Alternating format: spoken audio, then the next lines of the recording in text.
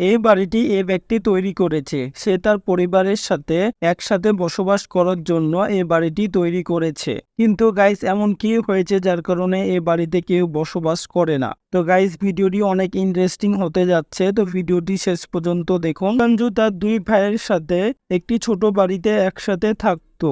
তারা ছোটবেলায় ডিসাইড করেছিল তারা বড় হয়ে একদিন একটি বড় বাড়ি বানাবে এবং তারা একসাথে বসবাস করবে সেখানে। কিন্তু যখন এরা বড় হয় দুই ভাই শহরে চলে যায় উন্নত জীবনযাপনের জন্য। তারা শহরে গিয়ে শহরে বাস করতে থাকে। অনেক বছর চলে গেলেও তারা গ্রামে আর ফিরে আসে না। তখন হুকানজু ডিসাইড করে সে একাই একটি বাড়ি তৈরি করবে। সে বাড়ি তৈরি করার জন্য গাছের শাখা, মাটি এবং পাথর ব্যবহার করে একটি বাড়ি তৈরি করে এবং সে তার ভাইদের অপেক্ষা করতে থাকে। কিন্তু তার ভাইরা অনেক আগে ইন্তেকাল করে একটি দুর্ঘটনায়। হুকানজুকে